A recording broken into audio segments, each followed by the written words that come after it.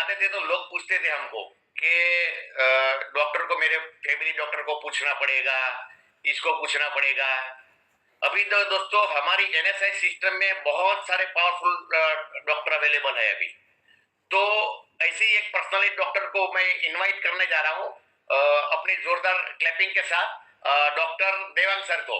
Welcome Devang sir.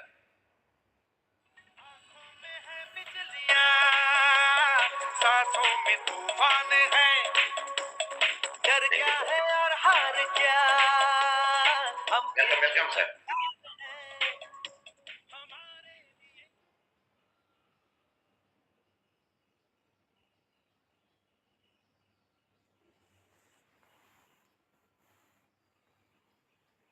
Yes welcome sir, welcome.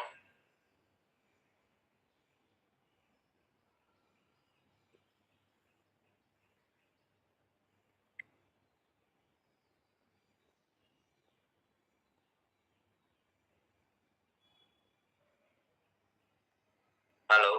Yes yes sir. Yes sir, thank you sir मुझे यहाँ पे sharing का मौका देने के लिए। Thanks to NS sir. Basically जो सर आपने बोला कि हमारे फैमिली डॉक्टर्स मना करते हैं, ये हमने देख चुके हैं। डॉक्टर्स की बात की जाए तो एलोपैथी डॉक्टर जो है, जो एलोपैथी जो विद्या है वो शायद इन्वेंट हुआ 400-500 साल हुआ है। और जो हमारा आयुर्वेद है, जहां से मेरा स्टडी है आयुर्वेद से, वो 5000 साल पुराना है। तो एलोपैथी डॉक्टर्स ये तक नहीं मानते कि 5000 साल पुराना आयुर्वेद अच्छा है। तो ये तो अभी 52 साल से मशीन है, पृथ्वी पे चल रहा है, तो ये तो स्वाभाविक है। डॉक्टर्स का कैसा रहता है कि एक सेल्फ ईगो रहता है कि डॉक्टर्स तो 5 साल 10 साल पढ़ाई के बाद एक ईगो बन जाता है, doctor is equal to ego. ये डेफिनेटली होता है कि भाई मैं ही ज्यादा पढ़ा हूँ, मुझे ही सबसे ज्यादा नॉलेज है दुनिया का। खैर वो तो चलता ही रहेगा, वो कभी रुकना नहीं। बट मेरा आज का एक सब्जेक्ट है जो अभी माहौल चल रहा है, अभी हर जगह पे इंडिया में रिजल्ट्स आ रहे हैं। 12th के रिजल्ट, 10th के रिजल्ट, बोर्ड के रिजल्ट्स आ रहे हैं पूरे इंडिया में। सब पेरेंट्स जो है वो चिंतित है, किस तरफ जाए किस तरफ जाए, कौन सी स्ट्रीम में हमारे बच्चे को डाले, कहाँ कैसे पढ़ाई की जाए। सो बेसिकली जितने भी पेरेंट्स है, बच्चे होने के बाद ऐसा हो जाता है कि लाइफ जो है बच्चों के लिए ही है। जो भी काम करना है, जो भी हमें मेहनत करनी है, मम्मी जो रहती है अच्छा अच्छा खाना बनाना है उनके लिए, अच्छा अच्छा पढ़ाई के लिए माहौल देना है, बड़ी बहुत सारी अच्छे अच्छे स्कूल में डालेंगे, कितनी महंगी महंगी स्कूल में डालेंगे। लेकिन ये माहौल में एक चीज मैंने देखी है, क्योंकि ये मुझे रिलेट किया लास्ट ईयर मेरी लड़की के स्कूल से, वहां से मुझे मालूम पड़ा और उसके बाद ये हाईलाइट मेरी लाइफ में हाईलाइटेड सब्जेक्ट हुआ कि भाई सब कुछ घर से सब कुछ पूछा जाता है। स्कूल में जाते हैं, होमवर्क किया या नहीं किया, क्लास वर्क किया या नहीं किया, टिफिन खाया या नहीं खाया, बराबर से पढ़ाई की या नहीं की, सब कुछ पूछा जाता है। लेकिन कभी ये नहीं पूछा जाता है कि आज आपने पानी कितना पिया। जबकि हमारे डेमो में हम दिखाते हैं कि ब्रेन का 80% पार्ट जो है वो पानी से है, फिर भी हम वो उसके ऊपर कभी ध्यान ही नहीं देते हैं। तो शायद मैंने थोड़ी कोशिश की है कि इसके पीछे का थोड़ा साइंस समझा जाए, ताकि पेरेंट्स जो है हमारे घर में बेहतरीन से बेहतरीन दुनिया का वर्ल्ड बेस्ट वाटर हमारे पास प्रोवाइडेड है, हमारे घर में अमृत आ रहा है, तो वो अमृत का सबसे बड़ा फायदा हम हमारे बच्चों को भी दे सकते हैं। शायद हमने कभी वो ध्यान ही नहीं दिया है। डॉक्टर्स को ज्यादातर एनएस सर का इनवाइट करने का कारण यह है कि कन्विक्शन लेवल बढ़े, प्रोडक्ट के ऊपर, हमारे कैंगन बिजनेस के ऊपर कन्विक्शन लेवल बढ़े। तो कन्विक्शन लेवल बढ़ाने के लिए सबसे पहला हमारे पास प्लेटफॉर्म अगर कोई है तो हमारी फैमिली ही है। सो बैकबोन टीम से एक रिक्वेस्ट है, मैंने एक पीपीटी शेयर की थी कल रात को, वो पीपीटी आप सिर्फ देख लेना, उसके ऊपर ज्यादा मुझे बोलना नहीं है। मुझे जो 10 मिनट दिए है उसके अंदर मेरा सेशन खत्म कर दूंगा मैं।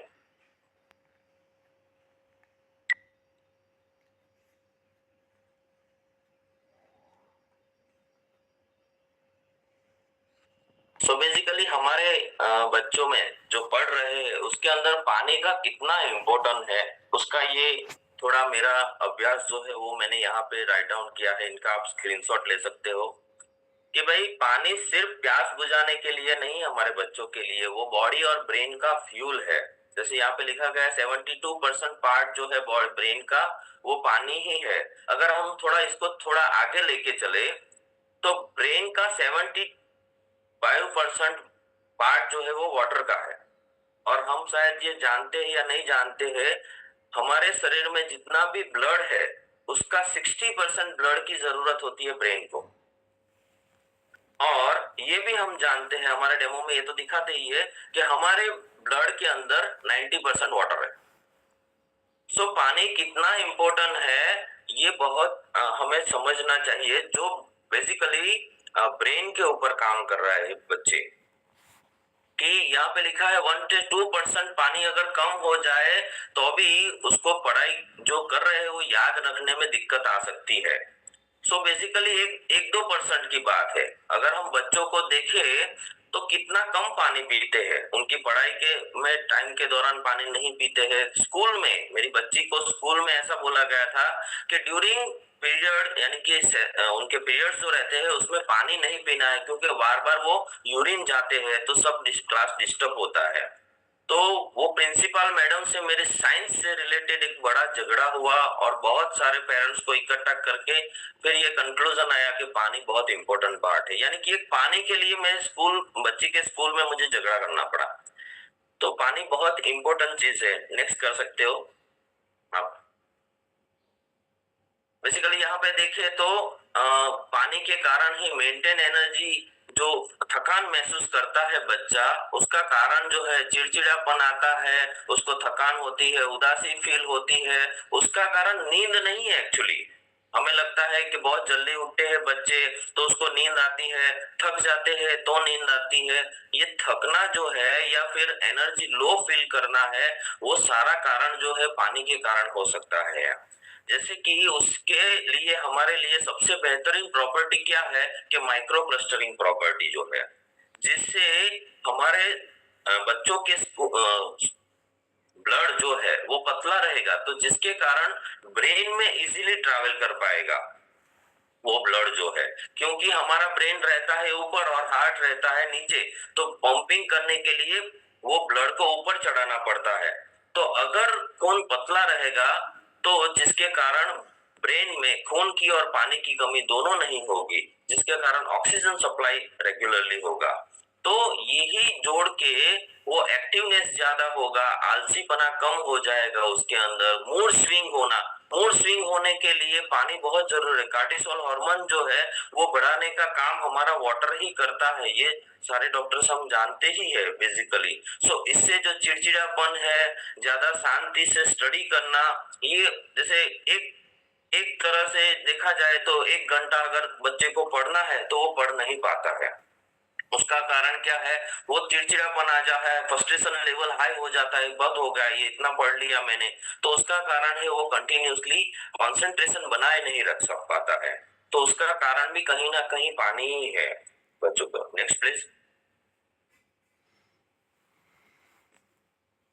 हेडेक, आई स्ट्रेन, जैसे हम जानते ही है कि हमारा मोबाइल ज्यादा यूज करना रहता है, लैपटॉप ज्यादा यूज करना रहता है या टीवी की स्क्रीन यूज करनी रहती है तो हमें आई ड्राइनेस होती है, ये सब हम जानते ही है। उसमें जो ब्लू रेस के कारण जो बुक्स हम पढ़ते हैं उसमें भी छोटे छोटे अक्षरों के कारण आई को स्ट्रेस पहुंचता है, हमारी आंखों को स्ट्रेस पहुंचता है, तो वो उसके कारण जो है आई ड्राइनेस हो जाना। इसलिए यहाँ पे कहा है कि every 45 minutes at least half an glass जो है वो पानी पीना चाहिए, ताकि वो आई ड्राइनेस को जो है वो हम हमारी आई नोज को नमनेस ना सके, हमारी आईज को जो है वो पोषक दे सके। यानी कि अगर ऐसा रेगुलर किया जाए तो 60% कम हो सकता है आई ड्राइनेस का प्रॉब्लम। ये बेसिकली प्रूवन है ये बातें सारी।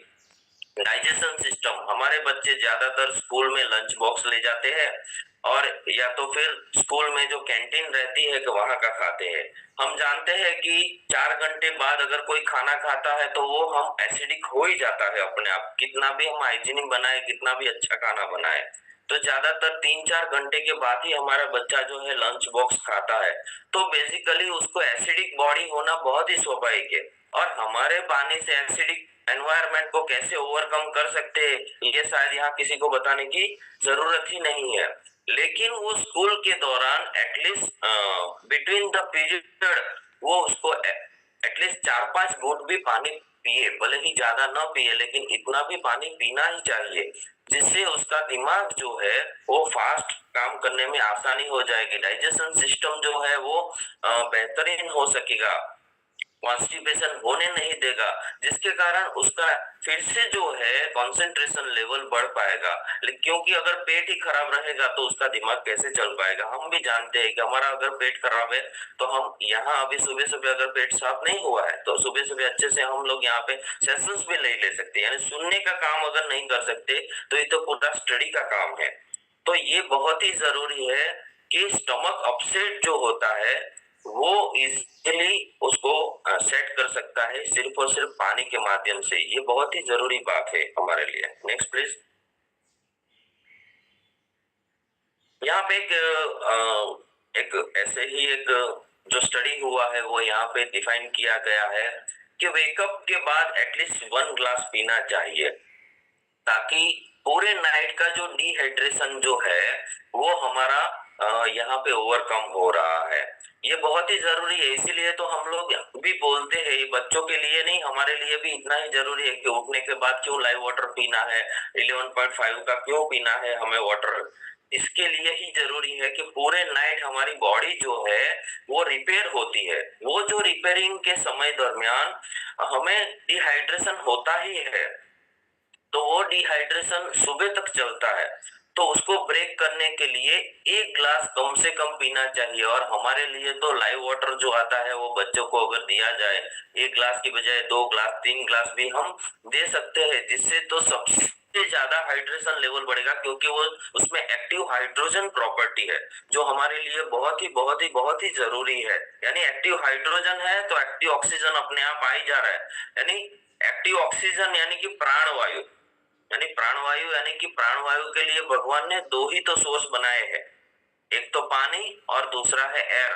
और एयर में कितना पॉल्यूशन है, एयर में ऑक्सीजन लेवल कितना है वो हम लोग हमारे मोबाइल में ही देख सकते हैं आज तो वो बहुत ही कम होता जा रहा है। और हमारा पानी जो पहले तो डेड वाटर था उसको हम जब कैंगन वाटर बना रहे हैं तो उसमें तो इजीली हमारे साथ ऑक्सीजन हमारा बढ़ता ही है। ये हम लोगों ने काफी डेमोज में हमने वीडियो दिखाए हैं कि भाई उससे ऑक्सीजन लेवल बढ़ेगा। तो ऑक्सीजन लेवल की बहुत जरूरत होती है ब्रेन को बिटवीन द पीरियड। जैसे मैंने पहले ही कहा कि हाफ एन ग्लास तो हमें पीना ही पीना है बिटवीन द पीरियड, जिससे उसको फोकस जो है वो रिसेट होता रहे कि भाई दूसरा पीरियड आ रहा है, दूसरे सब्जेक्ट का आ रहा है, तो वो रिसेट करना पड़ेगा। अभी मैथ्स खत्म हुआ तो उसके बाद एसएस आएगा, एसएस के बाद कुछ साइंस आएगा, तो वो तुरंत स्विच कैसे हो पाएगा।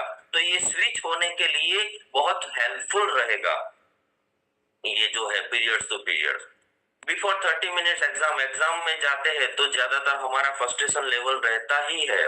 जैसे हम बोलते हैं हिरोशिमा की बुक के अंदर लिखा है कि free radicals can be generated by daily stress, free radicals can be generated by daily stress. तो हम जो बिजनेस करते हैं कैंगन का या हम जो भी काम करते हैं तो उससे कई गुना ज्यादा फ्रस्ट्रेशन पीरियड में रहते, फ्रस्ट्रेशन लेवल में रहते हैं हमारे बच्चे।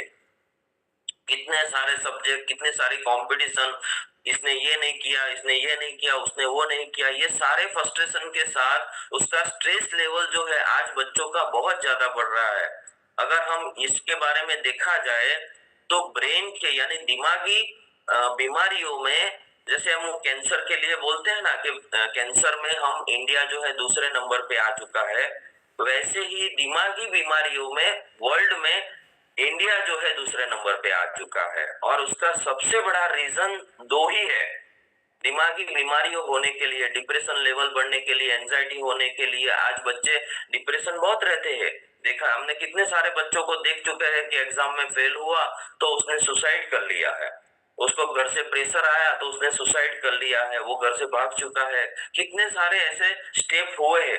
तो वो उसका बेसिक रीजन जो होता है वो दो ही होता है, एक तो वाटर के कारण डिहाइड्रेशन उसके ब्रेन में हो रहा है, और दूसरा रीजन है उसको खून जो है 60% ब्लड की जरूरत होती है, यानी बॉडी का जितना भी नीचे का पार्ट है, सिर के नीचे, हेड के नीचे का जितना भी पार्ट है, उसको सिर्फ और सिर्फ 40% ब्लड में उसका सर्वाइवल हो रहा है, जबकि ब्रेन को सर्वाइव करने के लिए 60% ब्लड चाहिए। अगर वो ब्लड मोटा होता है जिसके कारण ब्लड सप्लाई हमें इजीली नहीं हो पाती है ऊपर, बेसिकली ये बहुत ही नेसेसिटी है कि उसको वाटर इनटेक होना ही चाहिए, जिससे ब्लड भी पतला होगा और अपने आप जो है डिहाइड्रेशन है वो भी कम होगा।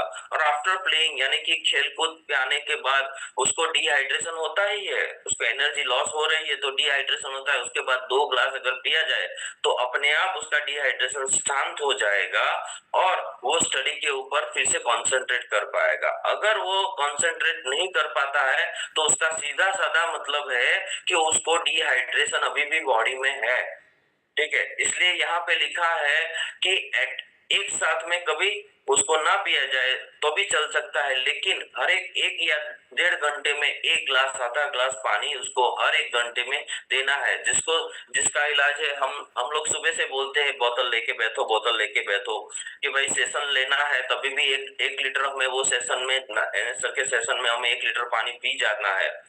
अगर डिहाइड्रेशन लेवल को ये तो सब लोग जानते ही है, लेकिन बच्चों में हम ये नहीं देख रहे हैं कि डिहाइड्रेशन लेवल है या नहीं। वो हमें एक टेस्ट करने के लिए सिंपल फॉर्मूला है, बच्चों को पूछना है या देखना है उसका यूरिन कौन सा कलर का हो रहा है। अगर समझो उसका यूरिन डार्क येलो हो रहा है तो हमें समझ जाना है कि बच्चा हमारा जो है वो कम पानी पी रहा है, तो उसका पानी हम बढ़ाएंगे तो अपने आप ये सारा जो प्रॉब्लम अभी इससे पहले का जो आप देख चुके हो वो धीरे धीरे करके ओवरकम हो सकता है।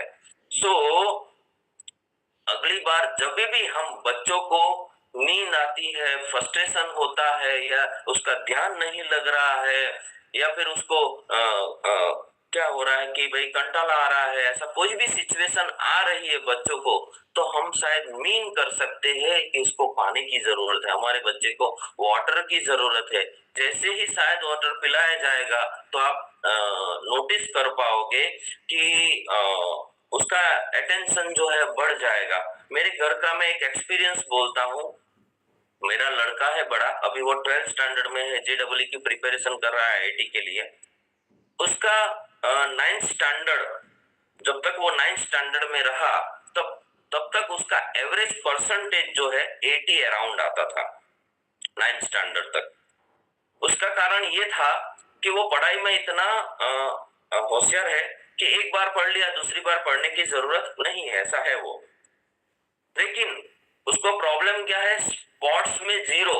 जैसे यहाँ पे जितने भी जेंट्स बैठे हैं तो समझ सकते हैं कि भाई मेरे बच्चे को आज तक बैट पकड़ना, यानी क्रिकेट में जो बैट चलाना है वो बैट पकड़ना तक नहीं आता है। ये बहुत शर्मजनक बात है कि बच्चे को क्रिकेट ही नहीं आता है, लेकिन उसको इंटरेस्ट नहीं है स्पोर्ट्स के अंदर, जिसके कारण वो पढ़ाई करता है, उठता है, बैठता है, पढ़ाई करता है, टीवी देखता है, स्कूल जाता है, फिर से पढ़ाई करता है। यानी उसके कारण जो है उसका लाइफस्टाइल ज्यादातर